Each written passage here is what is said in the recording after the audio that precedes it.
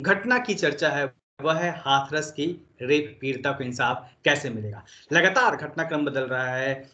14 सितंबर की घटना है, हाथरस के गांव में घटी, जब एक दलित समाज की बेटी को वहां के मनुवादियों ने, गुंडों ने जबरन उसके साथ बलात्कार किया। उसके बाद उसकी हत्या कर, उसके बाद उसको इतना जख्मी कर दिया गया कि लगातार 15 दिनों तक जिंदगी मौत से जूझने के बाद उसने आखिरकार 29 सितंबर को, यानी कल, दिल्ली के सफदरजंग अस्पताल में दम तोड़ दिया। इस बीच में, इस पूरे घटना में लगातार कई तरह की खबरें आई, और जो सबसे बड़ा सवाल उठ रहा है, वो बड़ा सवाल पुलिस और प्रशासन पे उठ रहा है। पुलिस ने कई तरह से, अलग अलग तरीके से बयान दिए। जैसे लड़की की मां का बयान है कि लड़की की जीभ कटी हुई थी, जीभ काट दी गई थी। पुलिस कह रही है कि ऐसा कुछ हुआ ही नहीं।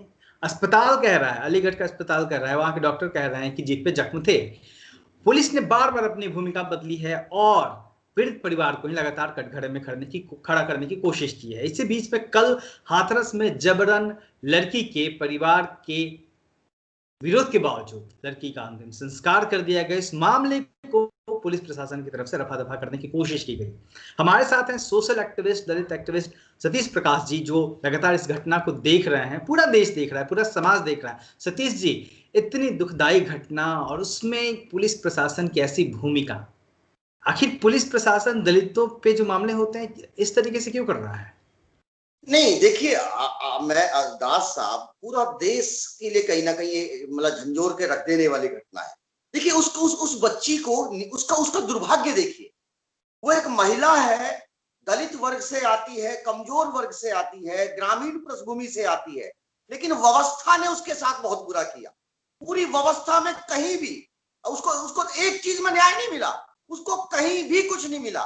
एक बच्ची के साथ 14 तारीख को रेप होता है और माननीय सर्वोच्च न्यायालय, जो इस देश का तंत्र है, उसकी गाइडलाइन तब कहां दम तोड़ देती है ना? जब अगर कोई रेप पीड़िता महिला किसी किसी पुलिस के पास आती है, तो पुलिस का काम उसकी घटना की जांच करना नहीं है। पुलिस का काम है कि तमाम तुरंत उसकी एफआईआर दर्ज करे और तुरंत उसका मेडिकल परीक्षण कराए। लेकिन यहाँ पे पुलिस ने 14 तारीख को जब वो आती है, तो पुलिस ने कहीं ना कहीं अपनी जो एक सामंतवादी जो सोच है, क्योंकि आरोपी सारे के सारे माननीय मुख्यमंत्री की जाति के हैं, ठाकुर समाज के हैं, वहां का जो क्षेत्रीय विधायक है वो ठाकुर है, तो उसने एक दबाव बना करके रखा और पुलिस को पूरी तरीके से पंगु बना करके। क्योंकि देखिए, मुद्दा ये नहीं है, मुद्दा एक बेटी का नहीं है। तब आपकी आत्माएं कहां मर जाती है, तब आप कहां चले जाते हैं कि जब आपकी बहू बेटियों के साथ बलात्कार होता है, तो आप मुखर होकर के आवाज उठाते हैं। उस बच्ची को ना तो थाने में पुलिस से न्याय मिला, ना उसको टाइम पे ना इलाज मिला, उसको इलाज भी नहीं मिला। उसके घर वाले, पुलिस का काम ये था कि उसको तुरंत जो है, जो भी मेडिकल हॉस्पिटल है वहां लेकर के जाना चाहिए था, लेकिन उसको वहां से भी धक्के देकर के बाहर निकाला। और उसको अलीगढ़ में जब उसके परिवार के लोग लेके गए, तो पुलिस ने उसकी बात को, सच झूठ की तो बात छोड़िए, कहीं ना कहीं पुलिस उसको धमकाती रही, उसके परिवार के लोगों के ऊपर दबाव बनाती रही।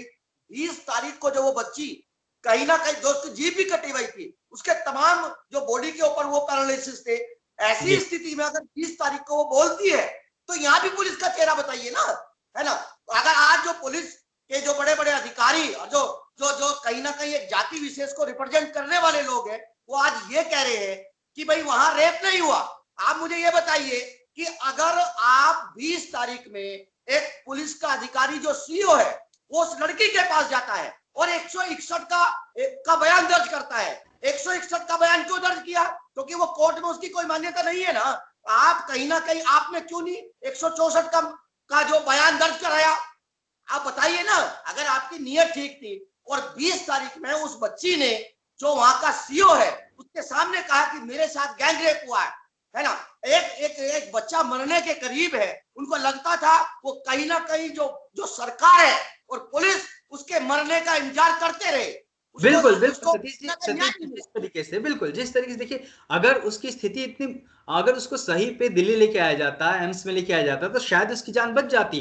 15 दिनों तक जब किसी भी पीड़ित व्यक्ति को ट्रीटमेंट नहीं मिलेगा, तो आखिर उसकी जान तो जाएगी ही। ये कहना बड़ा आसान है, ये कहना बड़ा आसान है कि जो रेप पीड़िता है उसकी कोई जाति नहीं होती, लेकिन यहाँ जाति दिखाई दे रही है ना।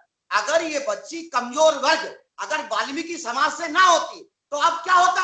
आप बताइए ना, कहाँ आवाज है, किससे आवाज है? और ऊपर से आप देखिए कितना कितना भयावह चेहरा है, कितनी दूषित मानसिकता, जो राजनीतिक जो चरित्र है यह दिखाई देता है कि जो आरोपित लोग हैं कहीं ना कहीं सरकारी संरक्षण में उसकी जाति के लोगों ने बाकायदा जो ठाकुर समाज के लोग हैं उन्होंने प्रदर्शन किया है आरोपियों को बचाने के लिए। तो आप देखिए, देखिए देखिए मैं ये नहीं कहता, देखिए महिला, मैं मानता हूं कि महिला चूंकि कमजोर है, सभी वर्गों की है, लेकिन कहीं ना कहीं आपकी जो दूषित मानसिकता है वो यहाँ दिखाई दे रही है। और मानसिकता, सरकार, बिल्कुल बिल्कुल सतीश जी, मैं रोकूंगा आपको। ये जो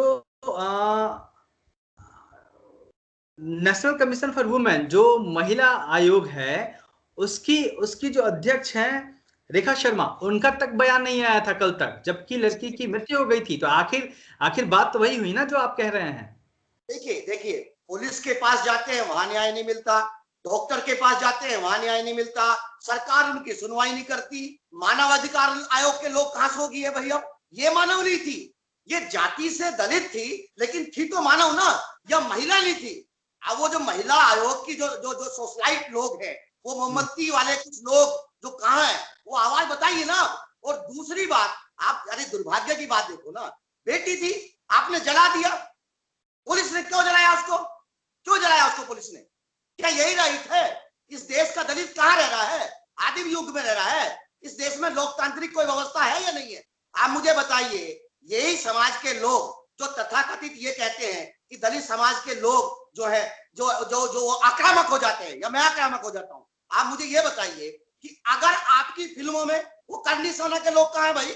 अगर उनकी जो उनके समाज की जो महिलाएं हैं, अगर उनको चरित्र को निभाने वाली महिलाएं जो जो जो नायिका है ना, अगर उनके अंग वस्त्रों का या किसी चीज का अगर अगर, अगर थोड़ा ढीला हो जाए है ना, तो आप आंदोलन करते हैं। अब कहाँ गई आप? ये दलित समाज के लोग नहीं है क्या? ये मानव नहीं है क्या? इनको इनको इनके मन में कुछ, इनकी कोई भावना ही नहीं होती क्या? और ऊपर से हम नरेंद्र मोदी जी से पूछते हैं ना कि मोदी जी आपने एक ही तो किताब लिखी है, वाल्मीकि समाज के लिए एक किताब लिखी है ना आप। मैं मानता हूं कि आपने पखाना साफ करते हुए ये कहा है उस किताब के अंदर कि ये वाल्मीकि समाज के लोग हैं, जब पखाना साफ करते हैं तो इनमें कहीं ना कहीं आध्यात्मिक ज्ञान होता है। और आपने वाराणसी के अंदर बहुत सारे वाल्मीकि समाज के लोगों के पैर आपने धुए थे। इस बेटी को न्याय देंगे आप? आपने पूछा है? आपने पूछा है इस देश की? अब सीबीआई कहाँ है? अब एनआईए कहाँ है? अब जांच एजेंसियां कहाँ है? और दूसरी बात दास साहब, ये मैं दावे के साथ कह सकता हूं कि कहीं ना कहीं ये जानबूझ करके, अनजाने में नहीं, जानबूझ करके इस घटना को कमजोर किया गया है और इस बच्ची को न्याय नहीं मिलेगा। सतीश जी, एक और खबर आई इसी बीच में कि एक सवर्ण परिषद है, तमाम अखबारों में खबर छपी कि ये आरोपियों के पक्ष में आ गया है। तो इतना मतलब जिस समाज के लोग, जिस समाज के युवा रेप करते हैं, उस समाज की परिषद और संस्था उनके सपोर्ट में आ जाती है, वो पीड़ित को न्याय दिलाने की बात नहीं करती। ये कितने शर्म की बात है पूरे समाज के लिए। देखिए देखिए ये कहना बड़ा आसान है। दो तरह के स्वर्ण होते हैं, एक वो स्वर्ण जो आप किसी भी घटना के ऊपर तमाम तलवार या खाप व्यवहार है, जिनका सामंतवादी सोच है, अगर उनको कहीं या उनके परिवार को या उनकी महिलाओं के ऊपर कोई आक्षेप भी लगा दे तो वो तुरंत सड़क के ऊपर जाते हैं। एक दलित समाज के लोग हम है ना, इस देश की लोकतांत्रिक व्यवस्था को मानने वाले लोग है ना, पहले थाने जाते हैं ना, सड़क पे नहीं गए ना। अरे भाई लोकतंत्र में व्यवस्था है ना, हम गए हैं, पुलिस ने हमारे साथ धोखा किया है ना, पूरे तंत्र ने, शासन ने, प्रशासन ने, तमाम लोगों ने धोखा किया और अब भी धोखा किया जा रहा है। कहीं ना कहीं इस घटना को, इस देश की जो भावनाएं है, मीडिया भी इसको कैसे टैकल नहीं कर रहा है। आप तमाम घटनाएं चला रहे हैं, तमाम बातों को कर रहे हैं। और दूसरी बात, अब मैं ये सवाल न्याय व्यवस्था में पूछूंगा ना कि आप तमाम, अगर इस देश का प्रदूषण खराब हो जाए, इस देश की हवा की क्वालिटी खराब हो जाए, तो आप अखबारों की कटिंग के ऊपर संज्ञान लेते हैं। आज आप कहां बैठे गए? अब मैं ये 6 महीने बाद या साल भर बाद या 5 साल बाद जब ये निर्णय आएगा, तब न्याय व्यवस्था ये नहीं पूछेगी कि ये साक्ष्य कहां गए या साक्ष्य कैसे मिटाए गए। आप तुरंत निर्णय देते हैं। और दलितों के लेकर के जब आप पूछते हैं कि SC/ST एक्ट के 90% मुकदमे फर्जी होते हैं, ऐसे फर्जी होते हैं।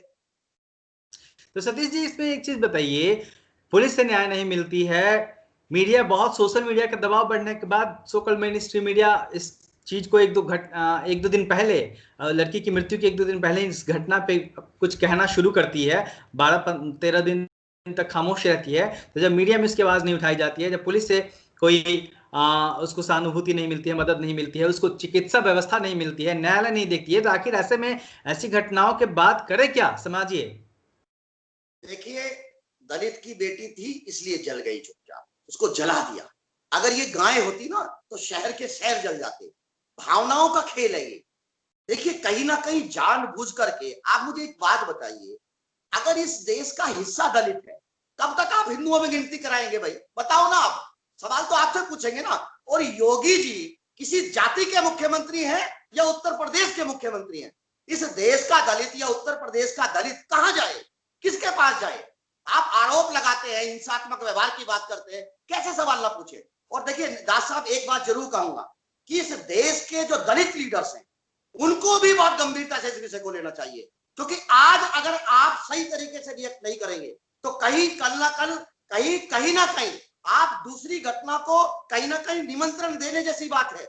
ये रोज की घटनाएं हैं। तो एक बड़ी चुनौती दलित समाज के सामने भी है कि उसको पुरजोर तरीके से घटना का विरोध करना चाहिए और भूल नहीं जाना चाहिए, छोड़ नहीं देना चाहिए।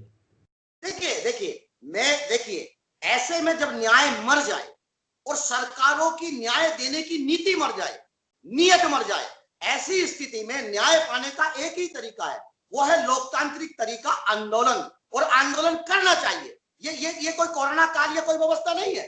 तमाम, अगर आप, तो ऐसे लोग मरेंगे ना, आपके 2 करोड़ लोग आपके सड़कों पे थे तब आपने आंदोलन नहीं किया, आपकी बहू बेटियां सुरक्षित नहीं है तब आप आंदोलन नहीं करते, तो कुछ लानत है ना भाई। आप कैसे दलित समाज की बात करते हो? उन लीडर से पूछो ना जाकर के, उनको जाना चाहिए, आंदोलन करना चाहिए। और देखिए एक बात और कहूंगा, मैं लोकतांत्रिक व्यवस्था में एक पढ़ा लिखा होने के नाते उस पूरे देश की व्यवस्था में विश्वास है, लेकिन ऐसी घटनाएं कहीं ना कहीं मेरे जैसे लाखों करोड़ों दलितों का जो विश्वास है वो कमजोर होता है, और ये किसी भी लोकतांत्रिक व्यवस्था के लिए बहुत बेहतर नहीं है।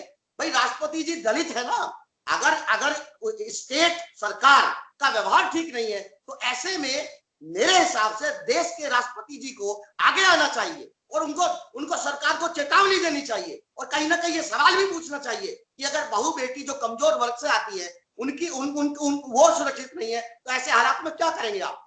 बिल्कुल सतीश जी, सरकार, प्रशासन, मीडिया, पुलिस, हर किसी पे सवाल उठता है। इस घटना ने सवाल उठाया है और ये एक सवाल दलित समाज के भीतर भी उठना जरूरी है कि आखिर वो कब सड़कों पे उतरेगा, कब आंदोलन करेगा, कब तक आखिर वो इस तरह की घटनाओं को चुपचाप बर्दाश्त करता रहेगा या फिर 1-2 दिन विरोध करने के बाद छोड़ देगा। क्योंकि अगर वो छोड़ देता है तो लगातार फिर 1 हफ्ते, 1 महीने बाद फिर ऐसी घटनाएं होंगी और लगातार होंगी। जी सतीश जी, नहीं, कुछ कह रहे थे? देखिए दलितों का जो संगठनात्मक स्ट्रक्चर है, ऐसा नहीं है। दलितों के पास बचने का जो तरीका है, इस तरह की हिंसक वारदात से बचने का एक ही, और वो लोकतांत्रिक व्यवस्था है वो भी, और वो है आंदोलन। अगर आप 5 कदम चल करके अगर आप 2 अप्रैल का बड़ा आंदोलन खड़ा कर सकते हैं तो कहीं ना कहीं जो 22 कदम जो एक आंदोलन चल रहा है, 22 कदम बहन मनीषा के लिए, बहन के लिए, अपनी बहन के लिए, है ना। मैं चाहता हूं कि नाम ना, हालांकि नाम आ चुका, ये भी एक व्यवस्था है ना। तमाम मीडिया में आपने सुप्रीम कोर्ट, मैंने भी ये, क्योंकि वो पढ़ रहे हैं आप, है ना। अब वो इस दुनिया में नहीं है और माननीय सर्वोच्च न्यायालय ये भी कहता है कि नाम नहीं लेना चाहिए, लेकिन आपने रिपोर्टिंग देखी ना, नाम तो पहले दिन से शुरू हो रहा था। तो अब ये चीजें कुछ रही नहीं है। और देखिए, मैं फिर ये बात करूंगा, मेरा विश्वास है, देखिए वोट कोई मुद्दा नहीं है, वोट कौन किसको देता है ये अलग चीज है, लेकिन कहीं ना कहीं इससे मानवता मरती है। और ये ऐसी घटना जो है, अंग्रेजों के टाइम में भी जब बुरी से बुरी घटनाएं हुई और जब कहीं ना कहीं लोकतंत्र नहीं था, देश आजाद नहीं था, सारी शक्ति अंग्रेजों के पास थी, लेकिन तब भी इस तरह की घटना गई कि आपने उसके साथ रेप हुआ, उसका साथ इलाज नहीं हुआ, उसके बाद उसकी डेड बॉडी को आप ऐसे देश में, जब तमाम आप जंगल में छोड़े रहते हैं भाई। जी, तो पूरा परिवार, मैं सरकार से ये मांग करता हूं कि उनके परिवार को 1 करोड़ रुपए तुरंत देना चाहिए और उनके परिवार के किसी व्यक्ति को एक सरकारी नौकरी भी देनी चाहिए। जी, और इसके जी एक बात और कहूंगा, अगर सरकार देखिए योगी जी, अपराधियों से पैसा वसूलने की बड़ी उनके पास टेक्निक है, तो अब दिखाए ना वो टेक्निक। जो आरोपी हैं वो ठाकुर समाज के हैं, उनके पास जमीन भी है, वो दबंग भी है, तो उनसे पैसा वसूले ना, उनसे वसूल के दिखाए। भाई आप ये कहते हैं कि आपकी ठोको नीति और आप अपराधियों से पैसा वसूलने तक की बातें करते हैं, और वसूला भी आपने, तो आज वसूल के दिखाओ ना। जी, तो सतीश जी ने बड़ा सवाल उठाया और सतीश जी सब पे सवाल उठ रहा है इस घटना के बाद। पुलिस प्रशासन व्यवस्था, उसको इलाज नहीं मिला, क्योंकि अगर उसको बेहतर इलाज मिला होता तो शायद वो आज हमारे बीच होती।